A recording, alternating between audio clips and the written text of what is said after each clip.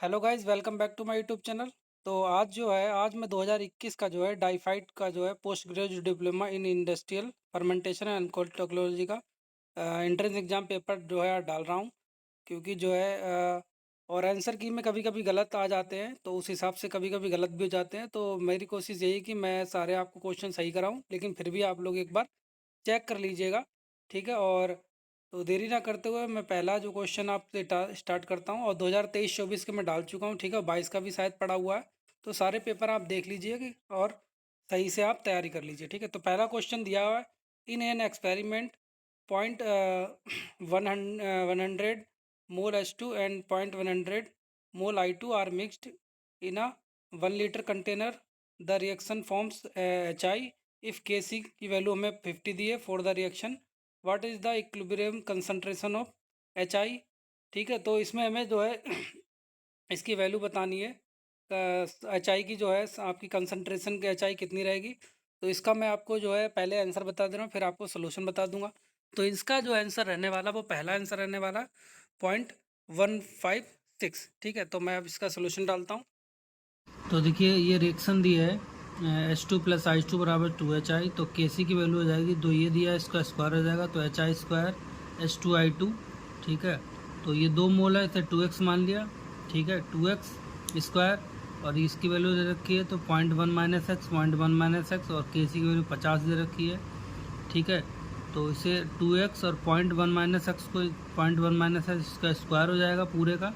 अब इसको under root लगा देंगे, तो 2x 0.1 - x बराबर √50।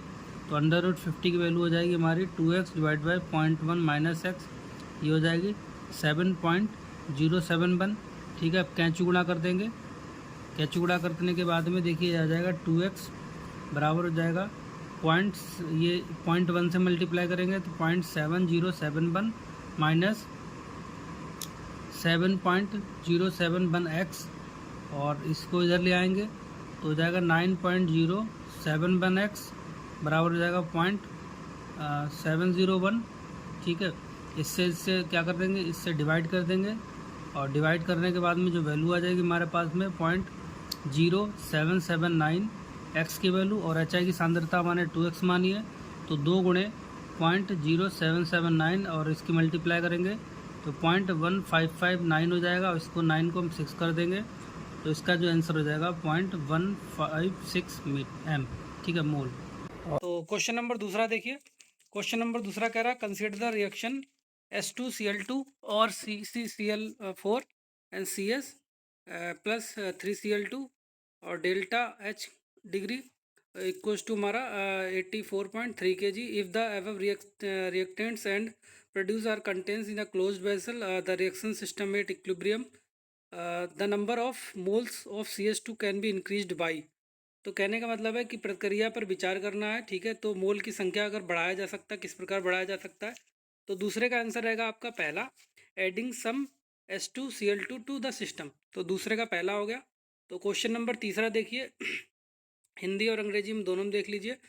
तो तीसरा कह रहा, for the first order reaction A product with initial concentration x mole L inverse, और इसके बाद has half life period of 2.5 hour for the same reaction with initial concentration x/2 mole inverse, the half life is. तो पहले क्रम की प्रतिक्रिया के लिए और दूसरे क्रम की प्रतिक्रिया के लिए दोनों में दे रखा है, तो इसमें हमें जीवन काल जो होता है कितना होता है वो हमें बताना है, ठीक है।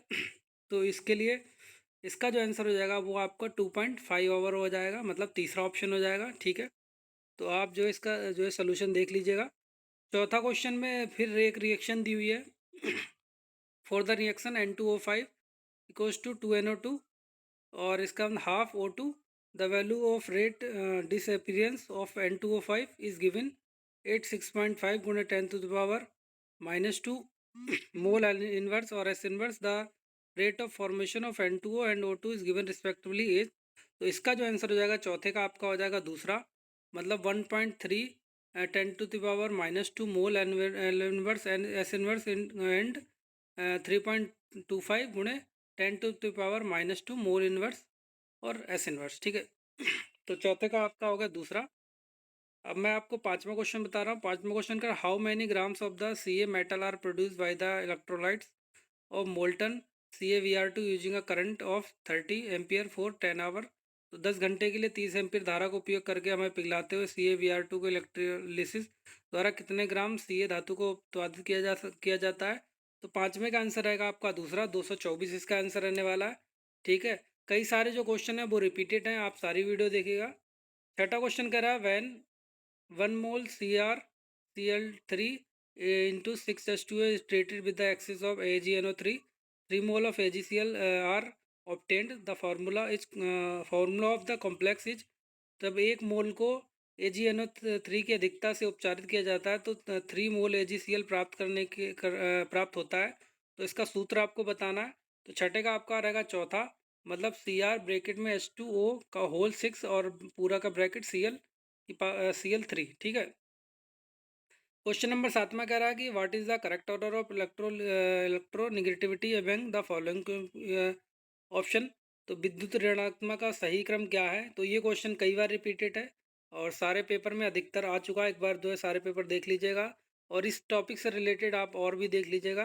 तो 7वें का आंसर रहेगा आपका तीसरा, मतलब Li greater than Na greater than K बराबर Rb ग्रेटर देन Cs। ठीक है, और 8वां क्वेश्चन कह रहा है कि which one of the correct order of reactivity of the difference types of alcohol towards hydrogen highlights. तो इनमें आपको करेक्ट ऑर्डर बताना है 8वें का। तो 8वें का आंसर है, मतलब दूसरा 3 degree greater than 2 degree greater than 1 degree, मतलब दूसरा ऑप्शन इसका हो जाएगा।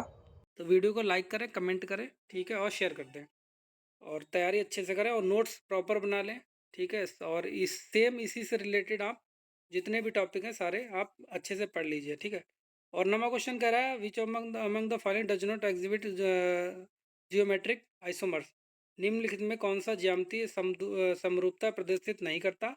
तो नवे का आंसर रहेगा आपका पहला 1 हेक्सेन। ठीक है, 10वां क्वेश्चन कह रहा है ये फिगर दिया हुआ है। ठीक है, और 10वें का जो आंसर रहेगा आपका कह रहा है कि what will the product in the given reaction. 10वें का आंसर रहेगा आपका चौथा 1 क्लोरो 3 मेथनॉइल बेंजीन। ठीक है, क्वेश्चन नंबर 11 देखिए, large hydrocarbon are broken down into smaller and useful one is. बड़े हाइड्रोकार्बन छोटे और उपयोगी में टूट जाते हैं, तो इसको क्या कहते हैं हम, इसे हम क्रैकिंग कहते हैं, मतलब ऑप्शन नंबर दूसरा रहेगा, क्रैकिंग कहते हैं। ठीक है, और क्वेश्चन नंबर 12 कह रहा है is the process which the oxides are molten instead reduce by carbon और other reducing agent to free metal. एक ऐसी प्रक्रिया जिसमें जो है गलित अवस्था में ऑक्साइड ऐसे धातु को मुक्त करने के लिए कार्बन या अन्य रिड्यूस करने वाले एजेंट से अपचेत किया जाता है। तो 12वें का आंसर रहेगा तीसरा आपका, इसे बोलते हैं स्मेल्टिंग। ठीक है, 13वां क्वेश्चन कह रहा है कि which of the following drug delivery system comprise a hydrophobic core and a hydrophilic surface. ठीक है, तो किस दवा वितरण प्रणाली में हाइड्रोफोबिक कोर और हाइड्रोफोलिक सहित सतह शामिल है। तो 13वें का आंसर रहेगा आपका दूसरा, आपका मिसेल्स।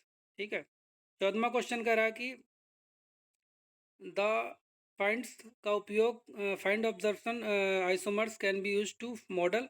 तो फाइंड्स का उपयोग किस मॉडल के लिए किया जाता है। तो 14वें का आंसर रहेगा आपका तीसरा, मतलब modification in electrical conductivity. Sorry, 14वें का देखिए, 14वें का आंसर रहेगा आपका दूसरा, मतलब बोथ। तीसरा रहेगा बोथ, मतलब monolayer and multilayer, monolayer and multilayer adsorption. 15वां देखिए, 15वां क्वेश्चन है which of the following is not property of matrix material which are modified by adding particle filter. तो 15वें में आपको आंसर हो जाएगा आपका दूसरा रहेगा, मतलब डिक्रीज इन सरफेस हार्डनेस। ठीक है, तो 14 का हो जाएगा बोथ और 15वें का हो जाएगा दूसरा डिक्रीज इन सरफेस हार्डनेस। अब क्वेश्चन नंबर मैं 16वां क्वेश्चन आपको दिखाता हूँ। ठीक है, तो क्वेश्चन नंबर 16 कह रहा है कि which of the following type of composite is not classified under the category of number of layers. निम्न में किस प्रकार की समृद्ध को परतों की संख्या की श्रेणी में वर्गीकृत नहीं किया जा सकता है। तो 16वें का जो आंसर हो जाएगा वो आपका चौथा हो जाएगा, ग्लास फाइबर रेनफोर्स्ड। ठीक है, 17वां कह रहा है कि निम्नलिखित में कौन सा कण कण प्रदूषक कहलाता है। Which of the following particles is called the particulates pollutants. तो 17वें का जो आंसर हो जाएगा आपका तीसरा हो जाएगा, फ्लाई ऐश। ठीक है, कण प्रदूषण जो आपका प्रदूषण यही होता है, फ्लाई ऐश। इसके बाद में कह रहा है कि निम्नलिखित में 18वां क्वेश्चन कह रहा है कौन सा एजेंट मुख्य रूप से द्वितीयक प्रदूषकों के लिए जिम्मेदार है, मतलब विच of the following agents is mainly responsible for the secondary pollutants.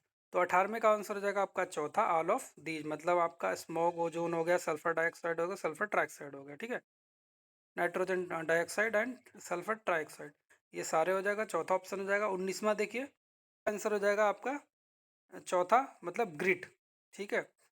और 20वां क्वेश्चन कह रहा है is the amount of oxygen required to oxidise only organic matter in soil, तो इसका आंसर हो जाएगा आपका बीओडी, मतलब दूसरा।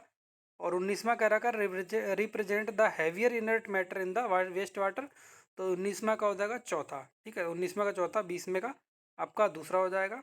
21वां कह रहा है कि which of the following statement regarding cycling independence protein kinesis is not correct, ठीक है। साइक्लिन आश्रित प्रोटीन किनेज से संबंध में कौन सा कथन सही नहीं है, ठीक है।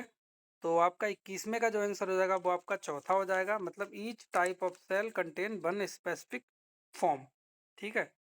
और क्वेश्चन नंबर 22 देखिए, 22 कह रहा है कि identify the wrong statement about the enzymes, तो देखिए ऑल एंजाइम्स आर प्रोटीन्स, ये भी ठीक है। Some nucleus acid that behave like enzymes are called ribozymes, ये भी ठीक है आपका।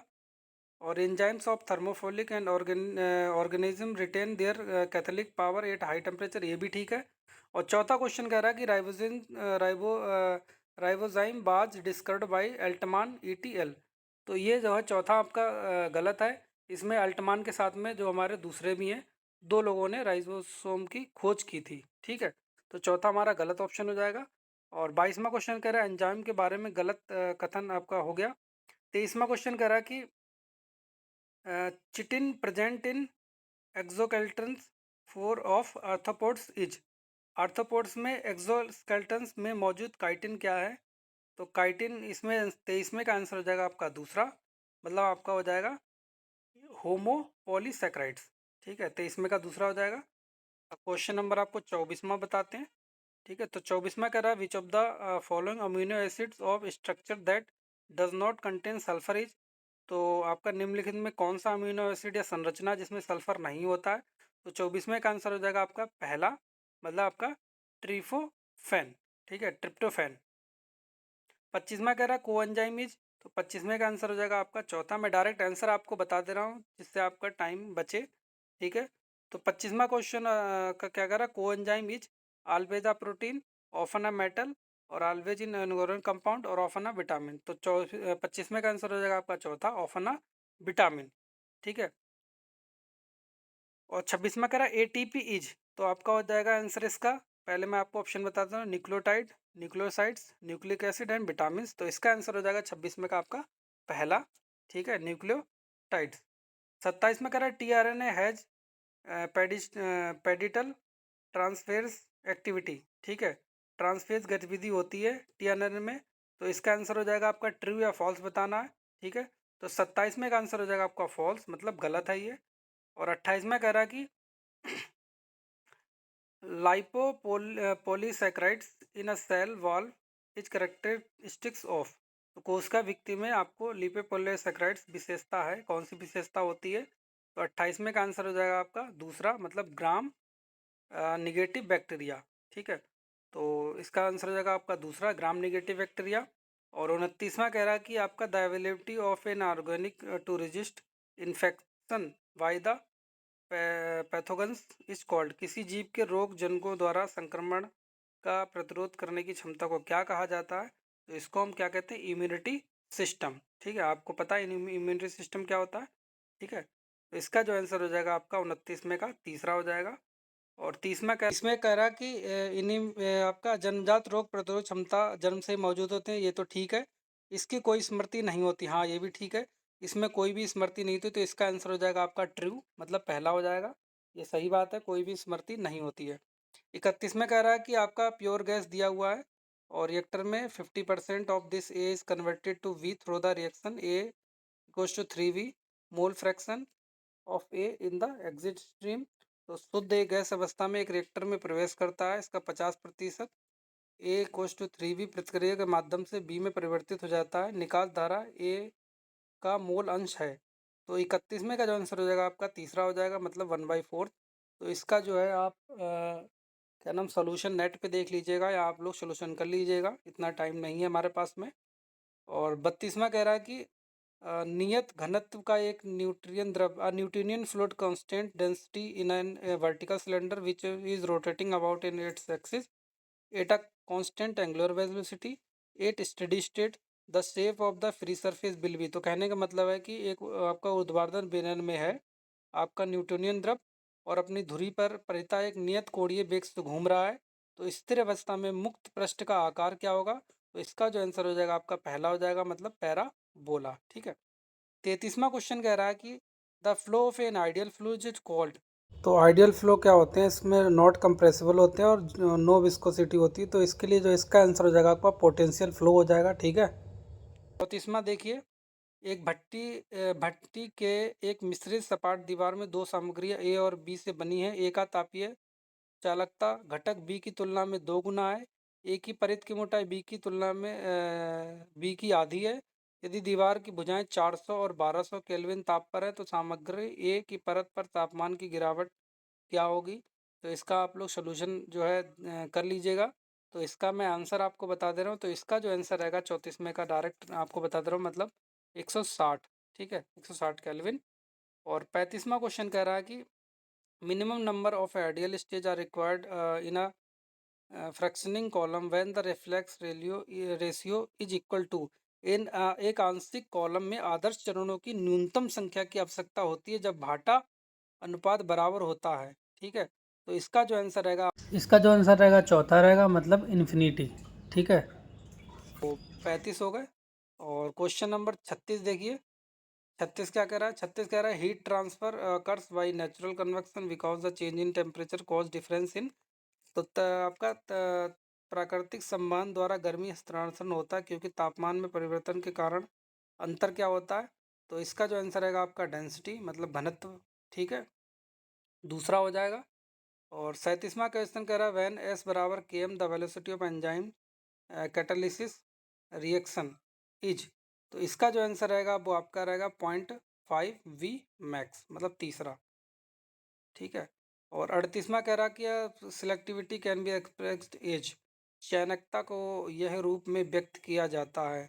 ठीक है। तो 38वां का आंसर हो जाएगा आपका पहला, ratio of distribution coefficient in the difference solute. ठीक है।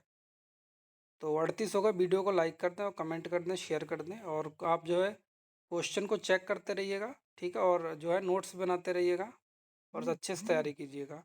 और 39वां क्वेश्चन कह रहा है कि यदि सीवेज के नमूने में 2% घोल 20 डिग्री सेल्सियस पर 5 दिनों के लिए उष्मायन किया जाता है तो घुलित ऑक्सीजन में 8 कमी आती है 8 मिलीग्राम पर लीटर। तो सीवेज का बीओडी आपको बताना है। तो बीओडी इसका जो आंसर हो जाएगा वो आपका 400 मिलीग्राम पर लीटर हो जाएगा, मतलब चौथा। ठीक है। और आप 40 और लास्ट क्वेश्चन देखिए। कह रहा कि the foaming persist of fermenter because the presence of. किण्वन में झाग बनता है क्योंकि माध्यम में क्या उपस्थित होता है? तो माध्यम में क्या उपस्थित होता है? प्रोटीन। ठीक है। तो 40 का आंसर हो जाएगा आपका दूसरा। ठीक है। तो ये सारे 40 क्वेश्चन हो गए। ठीक है। और आप लोग सारे 40 क्वेश्चन एक बार पढ़ लीजिएगा और चेक कर लीजिएगा ढंग से। ठीक है। बाई मिस्टेकन मतलब हो सकता है एक आध क्वेश्चन गलत भी हो जाए, लेकिन ऐसा कभी कभी हो जाता है। ठीक है। और जो है आप लोग वीडियो को लाइक करें, कमेंट करें और शेयर करें। ठीक है।